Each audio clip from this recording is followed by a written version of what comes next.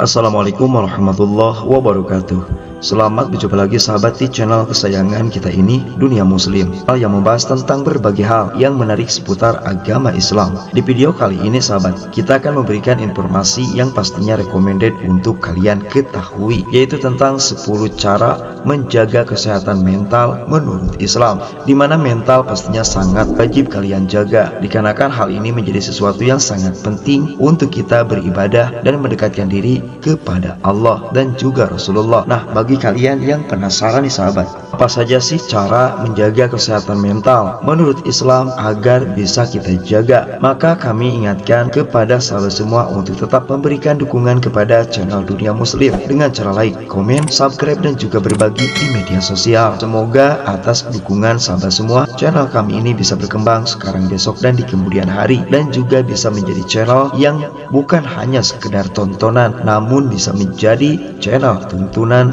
bagi kita semua. Terima kasih, jazakallah khairan katsiran. Dalam kehidupan yang makin kompleks dan penuh tekanan sahabat, apalagi di tahun 2025 ini, banyak sekali pengangguran, banyak sekali perusahaan yang tutup di berbagai wilayah di Indonesia, sehingga pastinya akan memberikan sebuah ketidaknyamanan pada pikiran manusia. Nah, menjaga kesehatan mental menjadi makin penting pastinya. Kesehatan mental yang baik tidak hanya mengaruhi kualitas hidup seseorang, akan tetapi juga memainkan peran yang signifikan dalam masalah kesejahteraan fisik dan juga emosional. Oleh karena itu sahabat, ketika mental kita sehat nih, maka kita pun akan bisa terjaga untuk masalah ibadah seperti sholat salah satunya. Nah, sebagai seorang muslim sahabat, menjaga kesehatan mental juga mempunyai relevansi yang dalam dengan ajaran agama Islam. Oleh karena itu, di video kali ini kita akan membahasnya secara detail untuk kalian semua. Apa saja sih yang harus kita lakukan untuk menjaga kesehatan mental kita sesuai dengan ajaran Islam, di mana sahabat, banyak sekali keterangan agar kita menjaga kesehatan mental, baik di dalam Al-Quran maupun di dalam Al-Hadits. Nah, salah satunya yaitu surah Al-Baqarah ayat 155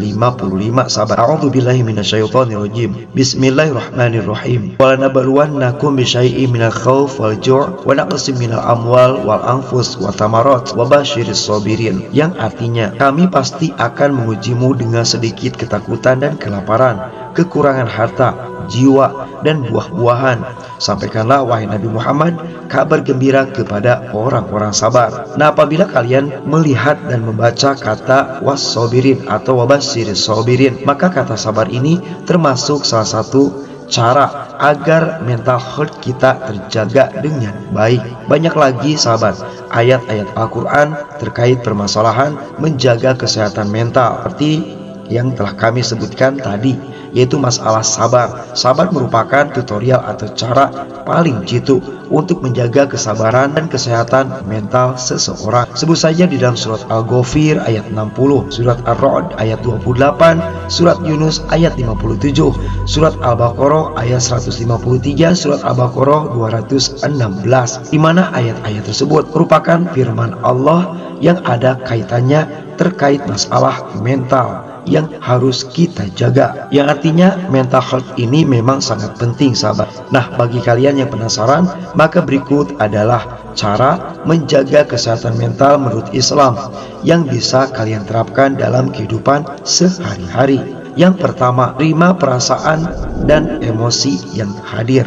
Di dalam agama Islam, kita diajarkan untuk menerima perasaan dan emosi yang muncul sahabat, dimana kita harus terlatih sabar dan juga penuh pengertian. Jika kita mengalami rasa cemas, takut, atau sedih, penting untuk tidak menolak atau menyembunyikan perasaan ini. Nah, sebaliknya sahabat, kita bisa merujuk pada contoh-contoh dalam Al-Quran dan juga hadis yang menunjukkan bagaimana para nabi menghadapi berbagai tantangan emosional dalam hidup mereka.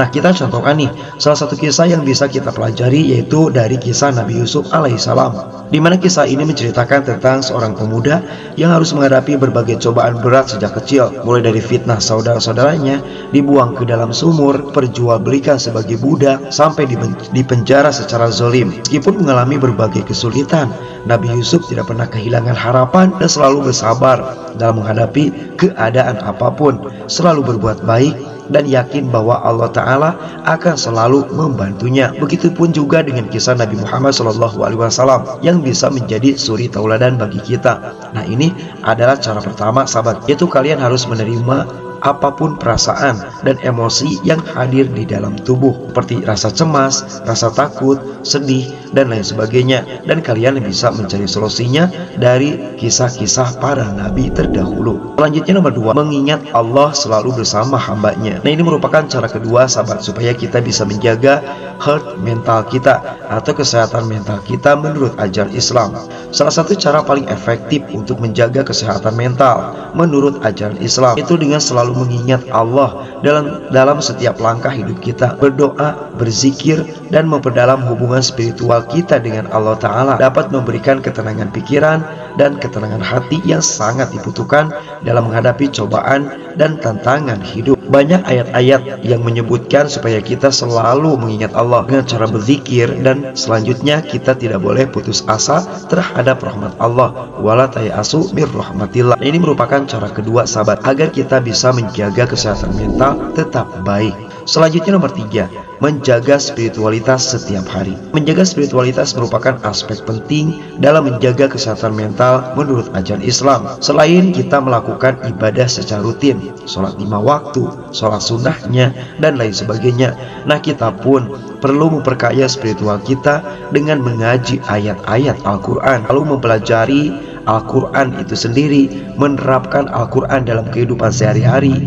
Selanjutnya mempelajari hadis Rasulullah SAW, dan juga kalian bisa menghadiri pengajian-pengajian kajian agama untuk memperdalam pemahaman kita tentang agama Islam.